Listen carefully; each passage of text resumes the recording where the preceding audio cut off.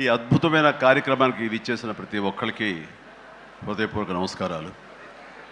ముఖ్యంగా నాకు తెలిసి గత 2-3 ఏళ్ళగా వాళ్ళు చేసే ఇతర సామాజిక కార్యక్రమాలతో పాటు ఈ కార్యక్రమం కూడా, ఈ సామాజిక సేవ, ఈ బ్లడ్ డొనేషన్ అనేది కూడా మొదలుపెట్టి నాకు అత్యంత ఆప్తులైన చుక్కపల్లి సురేష్ గారు మరింత దగ్గరయ్యారు నా హృదయానికి.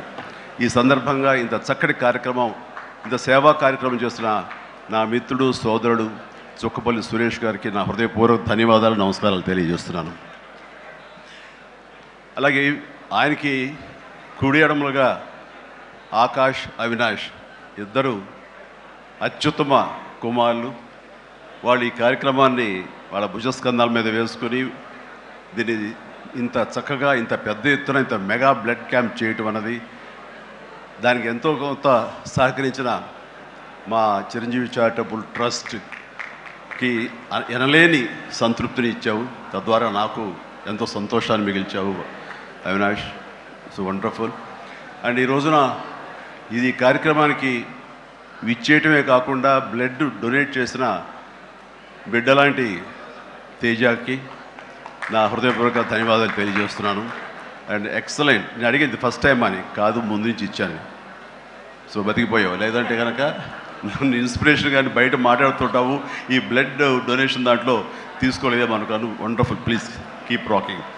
అండ్ ఇక్కడ ఏడు ఇచ్చేసేటువంటి సంయుక్త గారికి, అలాగే Chiranjeevi charitable trust chief medical officer doctor Madhavi, నా చెల్లి, తనకి, అండ్ ఈ కార్యక్రమాన్ని ఇంత బాగా నిర్వర్తించడానికి పరోక్షంగా ప్రతి పురుషుడు వెనక ఒక స్త్రీ ఉండాలి, దానికి మిసెస్ సురేష్ గారికి, వారి ఇతర సిబ్బందికి నా హృదయపూర్వక ధన్యవాదాలు తెలియజేస్తూ, మరీ ముఖ్యంగా ఈ రోజు నేను మెన్షన్ చేయాల్సింది, ఇక్కడ ఈ కార్యక్రమానికి విచ్చేసి దాదాపుగా 1000 మంది సాయంత్రం లోపల బ్లడ్ డొనేట్ చేస్తుంటే రక్తదాతలకి నేను మరీ మరీ మరీ శిరస్సు వంచి నమస్కరిస్తున్నాను.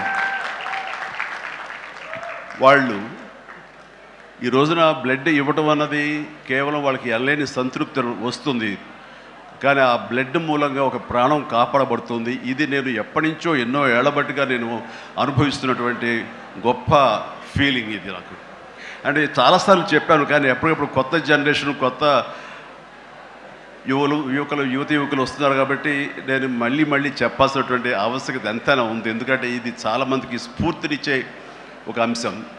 ఈ చెప్పబోయే ఈ విషయం ముఖ్యంగా ఒక జర్నలిస్టు సోదరుడికి నేను ఆజన్మాంతరం రుణపడి ఉంటాను. నన్ను థాట్ ప్రవోక్ చేసి నన్ను ఇన్స్పైర్ చేసేటువంటి ఆ ఒక మ్యాగజైన్ సంబంధించిన ఒక జర్నలిస్ట్ రాసిన ఒక రైటప్ నాలో ఈ స్పృహ నాకు వచ్చేలాగా, నేను ఈ బ్లడ్ డొనేషన్ వైపు డ్రైవ్ అయ్యేలాగా ఆ ఆర్టికల్ నాకు ఎంతో దోహదపడింది. సో ఆ రాసిన మనిషి ఎవరో ఏమిటో నేను మళ్ళీ ఎప్పుడు కలవలేదు, కానీ ప్రతిసారి అతను తలుచుకుంటూనే ఉంటాను. ఈ సందర్భం కూడా అతనికి నా హృదయపూర్వక ధన్యవాదాలు తెలియజేస్తాను ఆ జర్నలిస్ట్ సోదరుడికి. ఎందుకంటే మా అందరికీ సేవ చేయాలని ఉంటుంది, కానీ ఎలా చేయాలో తెలియనటువంటి ఒక డోలాయమాన పరిస్థితితో లేదా తొయ్యుకో ఉన్నప్పుడు మీలాంటి వాళ్ళు మాకు ఆ స్ఫూర్తినిచ్చి మాకు డ్రైవ్ చేస్తే కనుక నిజంగా అది పెద్ద మీరు సహాయం చేసినట్లు. అలాగా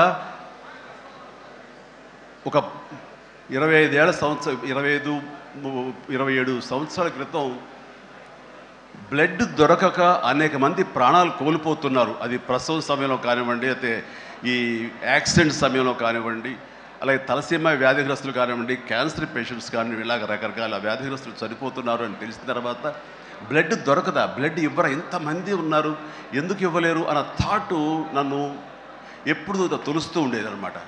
సో మన ఫ్యాన్స్ని మనం వేరే వాటికి డ్రైవ్ చేసే కంటే వేరేగా వాళ్ళని వాడుకుంటూ మన కీర్తి మరింత పైకి ఎదిగేలాగా వాడుకునే కంటే వాళ్ళని ఈ బ్లడ్ డొనేషన్ వైపు మనం మళ్లించగలిగితే కనుక, వాళ్ళు అత్యంత శక్తివంతమైన మనుషుల్ని సామాజిక సేవ వైపు మనం డ్రైవ్ చేయగలిగితే, వాళ్ళని ఛానలైజ్ చేయగలిగితే కనుక, ఆ కన్న తల్లిదండ్రులు కానీ, ఆ సొసైటీలో ఉన్నటువంటి ఇతర వ్యక్తులు కానీ ఆ సమాజంలో వాళ్ళు కానీ వాళ్ళ పట్ల ఉన్న దురభిప్రాయాలన్నీ పోగొట్టుకుని మంచి అభిప్రాయం ఏర్పడుతుంది కదా, వాళ్ళకి అల్లని సంతృప్తి వస్తుంది కదా, తద్వారా నేను కూడా ఎంతో సంతృప్తి చెందిన వాడిని అవుతాను, ఒక మంచి పని చేసినటువంటి దానికి నాంది పలికిన వాడిని అవుతానంటూ ఆ రోజున ఇచ్చిన పిలుపు, నిరంతరంగా పెర్సిస్టెంట్గా ఇచ్చిన పిలుపుకి ఈ రోజున వేల మంది, లక్షల మంది ఈ రోజున ఈ కార్యక్రమాల్లో పాల్గొంటూ వస్తున్నారు. ఎనలేని సంతృప్తి పొందడమే కాదు, ఎంతోమందికి ప్రాణాలని కాపాడుతున్నారంటే కనుక అది నాకు చాలా గర్వకారణంగా ఉంది. ఇందాక తేజ సజ్జ అన్నట్లుగా ఈ బ్లడ్ డొనేషన్, రక్తదానం అనేసరికి గబుక్కని స్ఫురించే పేరు చిరంజీవి అన్నారంటే కనుక భగవంతుడు నాకు ఇచ్చిన గొప్ప అవకాశం.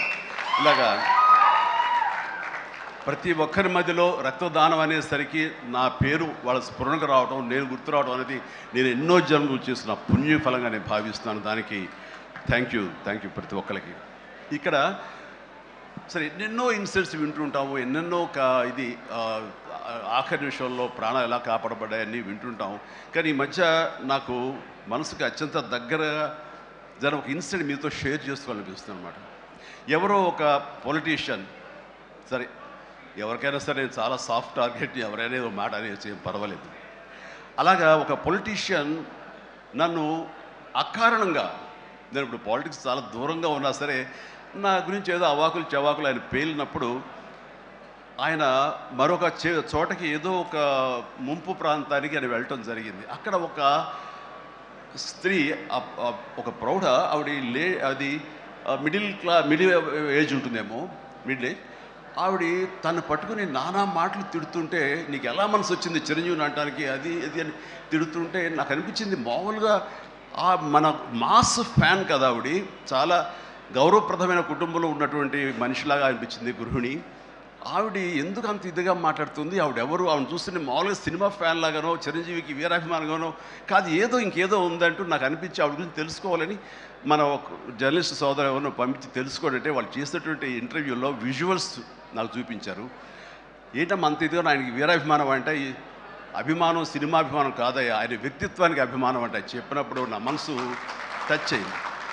ఏంటమ్మా అంత ఇదిగా ఏంటమ్మా ఆయన మీకు ఏమైనా సహాయం చేశాడు, ఏం చేశాడంటే సహాయం చేయటువంటి అయ్యా, నా బిడ్డ ప్రాణాలను కాపాడాడు అని అన్నప్పుడు, ఏ విధంగా ఏంటి అని అన్నప్పుడు, నా బిడ్డకి రాజమండ్రిలో దగ్గర ఒక పల్లెటూరిది, రాజమండ్రిలో కానీ కాకినాడలో కానీ నా బిడ్డకి ప్లేట్లెట్స్, డెంగ్యూ వచ్చేసి ప్లేట్లెట్స్ బాగా డౌన్ అయినప్పుడు వితిన్ అవర్స్ నా బిడ్డ కనుక ప్లేట్లెట్స్ సమయానికి అందకపోయి ఉంటే కనుక వాడు ఏమైపోయాడు, పాటిగా దూరం అయిపోయేవాడు. అంటే ఒక 8 ఏళ్ల బాలుని అబ్బాయిని పిలిచి పక్కన కూర్చోబెట్టుకుని ఆ తల్లి చెప్తుంది, మరి ఎవరో చెప్పారు చిరంజీవికి ఫోన్ చేయపోయావమ్మని. నేనేంటి చిరంజీవి ఫోన్ చేయటువంటి, ఎక్కడి నుంచి చేయగలను, ఆయన ఎక్కడో ఉంటాడు, ఎలా చేయాలి ఫోన్ అని తెలియని పరిస్థితుల్లో, లేదమ్మా బ్లడ్ బ్యాంక్ చేయి, వాళ్ళు ఖచ్చితంగా ఎత్తుతారు ఫోను, నీకు కాల్ సహాయం చేస్తారంటే, వాడు గంటల్లో కావాలి, అది ఎక్కడో ఉంది హైదరాబాద్లో, ఎలాగొస్తుందో అనుకున్నాను. కానీ అయినా సరే ఎక్కడో ఆశ చావక ఫోన్ చేయడం జరిగింది. ఫోన్ చేసిన తర్వాత అక్కడ స్పందించి అక్కడ సిబ్బంది వెంటనే రాజమండ్రి పరిసర ప్రాంతాల్లో ఉన్న అభిమానులు, ఆ బ్లడ్ గ్రూప్ ఎవరికైతే ఉందో అభిమానుల్ని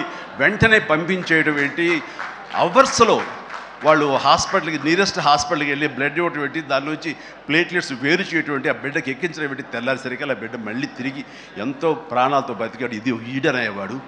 ఆయన కనుక సమయానికి చేయకపోయి ఉంటే నా బిడ్డ ఏమైపోయాడు. అలాంటి మనుషుల ఈ తుచ్చులు నీచులు కలిసిందని మాట్లాడతారు.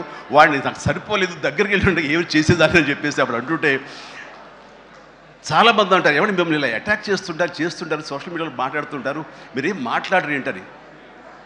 నాకు నేను చేసినటువంటి మంచి కార్యక్రమాలు, నేను పొందినటువంటి ప్రేమ, అభిమానం, ఇదే నాకు రక్షణ కవచం. నేను మాట్లాడక్కర్లా, నేను చేసుకున్న మంచి మాట్లాడుతున్నట్టు నేను అలాగే అంటుంటాను, ఇది సత్యం. సో ఆ తర్వాత మళ్ళీ ఆ సదరు రాజకీయ నాయకుడు మళ్ళీ ఎక్కడా మాట్లాడేది నాకైతే వినపడలేదు. అంటే వాళ్ళకు కూడా మనసు ఉంటుంది కదా, వాళ్ళకి ఒక అంతరాత్మ ఉంటుంది కదా, వాళ్ళకి తెలుసు. ఇంటికి వెళ్ళేసరికి ఆయన అంతరాత్మ చెప్పబోయిన ఇంట్లో వైఫ్ అని చెప్పుద్ది, ఏంటి చెప్పు నోరు అని. సో ఇలా ఉంటుంది అన్నట్టు వాళ్ళ ఇది. సో మనం మాట్లాడక్కర్లేదు, మనం చేసుకుంటూ వెళ్ళిపోతూ ఉంటే కనుక ఎవరైతే ఇలాంటి రాతలు కానీ చేతలు కానీ మాటలు అంటారో వాళ్ళకి అదే సమాధానం. అందుకని నేను ఎప్పుడు దేనికి స్పందించను, అవసరం నాకు లేదు. మంచి చేసుకెళ్ళిపోవటమే, ఇలా మంచి చేసేటువంటి మాలాంటి తమ్ముళ్ళకి నేను సహాయంగా నేను ఉండటమే తప్ప ఇంకోటేం కాదు. అండ్ అనుకూలమైన ఇక థ్యాంక్ యూ. అండ్ ఈ రోజున ఎక్కడ ఇతర దేశాల్లో ఉన్న అభిమానులు కూడాను నా మాటని స్ఫూర్తిగా తీసుకుని వాళ్ళు ఆయా ప్రాంతాల్లో వాళ్ళు బ్లడ్ డొనేషన్స్ చేస్తూ ఈ రోజున నా పేరు నాకు మంచి పేరు మరింత మంచి పేరు వచ్చేలాగా నాకు నేను గర్వపడే విధంగా వాళ్ళు చేస్తున్నటువంటి బెడ్ డ్రైవ్స్కి వాళ్ళు ఎక్కడో సరే ఏ ప్రాంతంలో ఉన్నా సరే ప్రతి ఒక్కరికి నేను ఎప్పుడూ కృతజ్ఞతతోటి నేను నా మనస్ఫూర్తిగా నా అభినందనలు తెలియజేస్తూ ఉంటాను. నాకు ఈ అవకాశం ఇచ్చారు ఇక్కడికి రావడానికి మా బ్రదర్కి. ఆయన చేసిన కార్యక్రమాలు ఎన్నెన్నో చూస్తూనే ఉన్నాము. అండ్ దానికి ధీటుగా ఎవరు నిలబడలేరు. అలాగే నిరంతరంగా వాళ్ళ నాన్నగారికి నివాళులు అర్పించే విధంగా ఆయనది వేళ ఇది సెంటనరీ ఇయర్. సో 100 సంవత్సరాల ఇది ఆయనకి నివాళులు అర్పించేలాగా ఆయన గర్వపడి కొడుకుని చూసుకుని ఎక్కడో సరే గర్వపడే స్థాయికి ఆయన సహాయ కార్యక్రమాలు చేయటం అన్నది ఆయనకి ఇచ్చేటువంటి గొప్ప నివాళి. అండ్ ఈ సందర్భంగా మా బ్రదర్ని నేను మనస్ఫూర్తిగా అభినందిస్తున్నాను. అండ్ ఇలాంటి కార్యక్రమాలు ఎప్పుడు చేసినా సరే నన్ను పిలవండి, మీకు అందుబాటులో ఉంటాను, అందరూ కలిసి చేద్దాం. అండ్ ఫ్యూచర్లో మీరు ఎక్కడ ఏం చేసినా సరే మంచి కార్యక్రమాలు నాకు అవకాశం ఇవ్వండి, మీతోనే ఉంటారు. And thank you everybody. నమస్తే, థ్యాంక్ యూ. అంకుల్ డాడీకి మీరు సర్టిఫికేట్ ఇస్తారా?